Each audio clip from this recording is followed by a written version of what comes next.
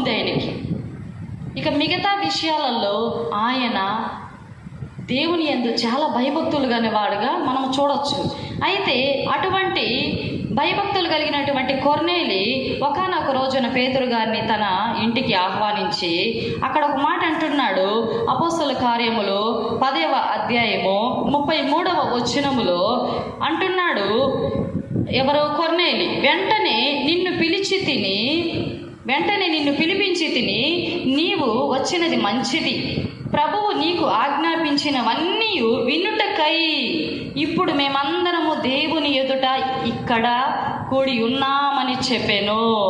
దేవుడు నీతో చెప్పిన ప్రతి మాట నువ్వు చెప్పయ్యా. ఆ మాటలు మేము వినడానికి దేవుని ఎదుట కూడి ఉన్నాము. అంటే దేవుని వాక్యము వినే సమయంలో అతనిలో ఎంత దైవ భయము కలిగి ఉన్నాడో ఒకసారి మనము గమనించగలుగుదాం. నా ప్రియమైన సహోదరి సహోదరుడా, ఈ రోజున నీవు ప్రతి వారము దేవుని సన్నిధికి వెళ్తూ ఉన్నావు.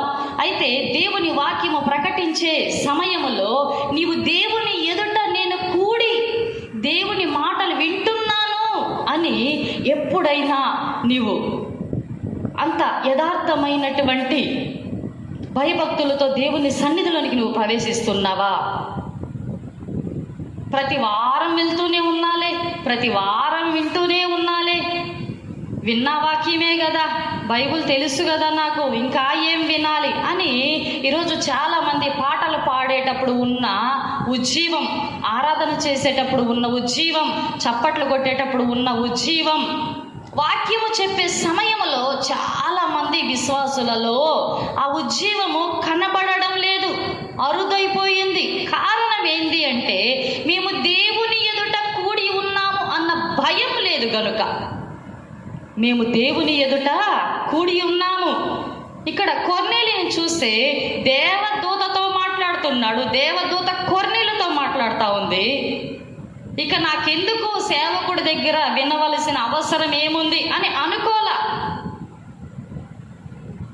నా ప్రియమైనటువంటి దైవజనమా, నీవు దేవుని సన్నిధికి నామకావాసిగా వెళ్తున్నావేమో జాగ్రత్తగా గమనించుకోవాలని దేవుని వాక్యం హెచ్చరిస్తూ ఉంది. నీవు దేవుని సన్నిధికి ఆత్మ ఆహారము భుజించుటకు వెళ్తున్నావు. సమాజముగా కూడుకోవడం మానద్దని పౌలు గారు చెప్పాడు కదా అని ఏదో నామకావాసిగా వెళ్ళొద్దు. ఆత్మ ఆహారము భుజించాలని నీవు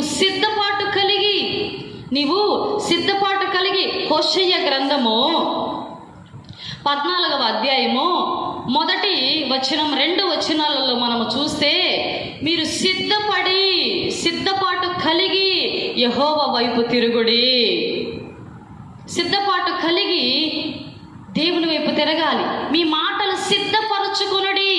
అయ్యా, రేపు ఉదయకాల సమయంలో నీ సన్నిధికి నేను ఆరాధించడానికి వస్తున్నాను.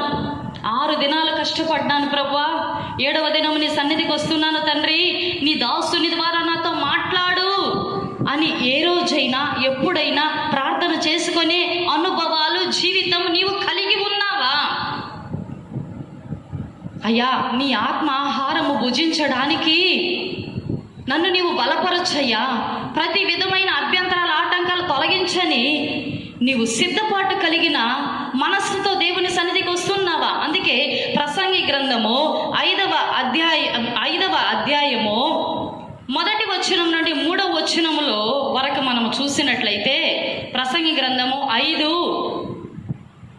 1వ వచనం నుండి 3వ వచనం వరకు మనం చూస్తే, నీవు దేవుని సన్నిధికి ప్రవేశించినప్పుడు నీ ప్రవర్తన జాగ్రత్తగా చూసుకో.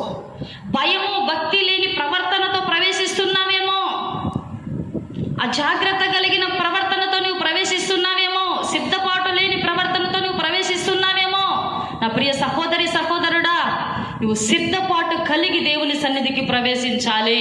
దేవుని ఎదుట నేను కూడి దేవుని మాటలు వింటున్నాను అన్న భయభక్తులు కలిగి దేవుని సన్నిధిలో ప్రవేశించి దేవుని వాక్యము నువ్వు వినే వ్యక్తిగా ఉండాలి.